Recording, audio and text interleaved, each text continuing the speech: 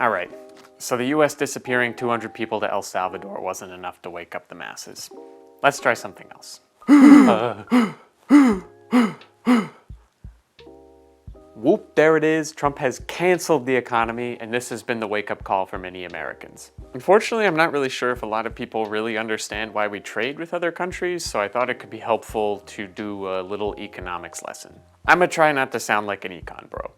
And stick around till the end to find out some fun facts about this guy, because he's potentially one of the main reasons why we have this mess going on. So, why trade with other countries? Well, it's pretty simple. Sometimes other countries have things that we don't, and when we want those things, we go to other countries to get them. Take, for example, coconuts. Why not just start building coconuts here, you might ask? Well, it's expensive and you actually have to put in the time and effort to build up that industry. This isn't Moana, the coconuts aren't just going to magically appear out of thin air. And really, this is an important side note about Trump's tariff plans, or lack thereof. He will continue to say that this is going to bring back American jobs in manufacturing, but there is no actual plan to do this. Plus, he said he's going to use the revenue from the tariffs to pay for tax cuts and to lower the deficit. The problem is, all the projections that I've seen have shown that the tariffs won't actually pay for the entire burden of the tax cuts. But hey, Republicans are all about fiscal responsibility, am I right? I'm sure it'll be fine. Coming back to why we trade, when other countries have established sectors or industries, we have to think about this important concept called comparative advantage. Comparative advantage specifically means an economy's ability to produce a particular good or service at a lower opportunity cost than its trading partners. Now, decoding the obtuse economic jargon, this basically boils down to a country being able to produce things for cheaper than we can, but cheaper is factoring in the opportunity cost. You can think of opportunity cost as the thing that gives you FOMO. You could go to Jessica's party, but then you'll miss out on beers with the boys. Your country could grow coconuts, but then you'd have to take resources away from, say, soybeans. It's important to note that even if your country can produce more coconuts and more soybeans than another country, also known as an absolute advantage, there is still a reason to trade with the other country. This is because of the opportunity cost. In essence, it's going to cost you less to just buy the coconuts from another country than what you'd lose by diverting resources to grow them domestically. Does that make sense? I hope that makes sense. If it doesn't, or you just want to see more specific math and graphs, I'd recommend just going and watching the Khan Academy series on comparative advantage. That guy is already really good at explaining this stuff, and I don't really want to open Microsoft Paint. So now that we have a mediocre explanation of why we trade with other countries, let's get back to the tariffs. Trump's formula for the tariffs, which it seems like likely came from ChatGPT or some other AI, is this. What you really need to know about this formula is that it has no basis in economics. You will not find this formula anywhere, you will not find it in a textbook, nada. Basically, it's treating our trade deficit with other countries like that's the same thing as a tariff. Where they got that idea, I really have no clue. Why they decided to divide our reciprocal tariffs in half almost certainly seems like a ploy to make us look more generous on the world stage, which clearly we don't right now. Why did they decide to add these two Greek symbols that just cancel each other out in the equation? Seems like they just wanted to look a little more fancy. I mean, I know you're a sophisticated guy. With comparative advantage giving us reason to trade with other countries, we should not be at all surprised that we have trade deficits all over the place. How can you have more? Even in cases where we had a trade surplus with countries, we just slapped an extra 10% tariff on because why not? I mean, what's a little gasoline gonna do to a dumpster fire? Well, you think this is going to cause a little more anger? The world is an angry place. You know, I'm a skeptical guy. I think we should probably make a good effort to question our own biases and predispositions, especially when we find ourselves agreeing with George Bush.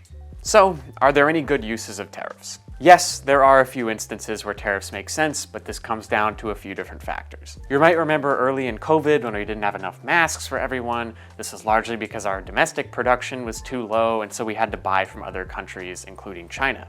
Now, we're not necessarily doing such a great job with this still, but this is a different video topic. So really, it makes sense to protect certain critical domestic industries. However, this can also be done by providing subsidies to those different industries, which would mean we wouldn't have to hurt our trade relationships or potentially consumers.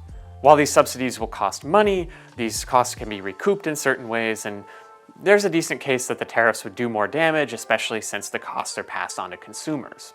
On the topic of subsidies, countries will sometimes heavily subsidize their own industries. If their domestic demand is met and there's a surplus of supply, then they may start exporting these goods to other countries. This CNN article tells me that China is often accused of doing this in a bad way and that it may make sense to use tariffs in certain cases, which is fair if you're specifically trying to protect a domestic industry, but if you're not doing that, I don't think this really makes a lot of sense.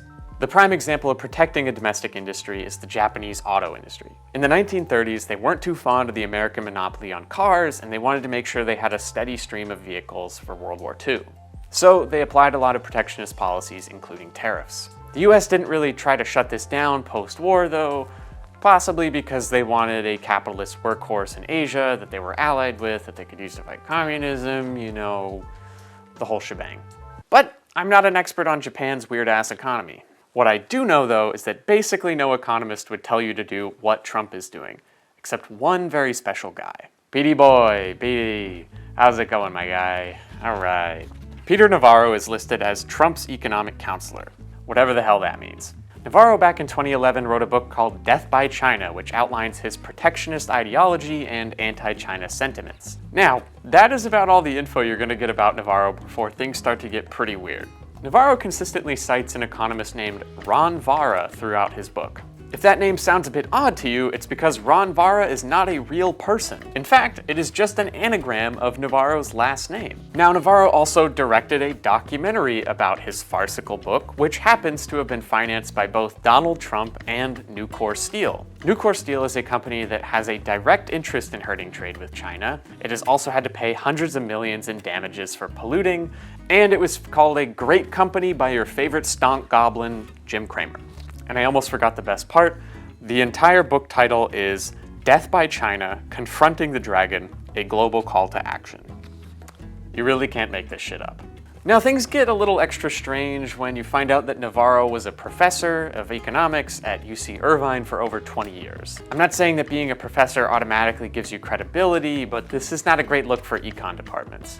I personally really liked my econ department, but maybe we should take a step back if our economics institutions are getting heavily involved in military coups in Chile in the 1970s, and yes, that really happened, and yes, you should go read the shock doctrine. The other really wild thing to come of the tariffs is that there was no tariff on Russia. I just feel like it's a little crazy for Trump to be talking about how Putin never would have invaded Ukraine if he respected Biden.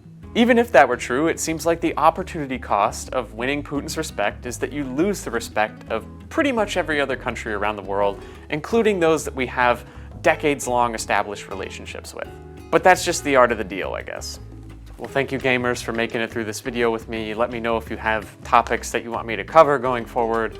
I've been cooking up a big video for a while. I gotta put some more work into it, but for now, dog bless, and I hope the Nintendo Switch isn't $750.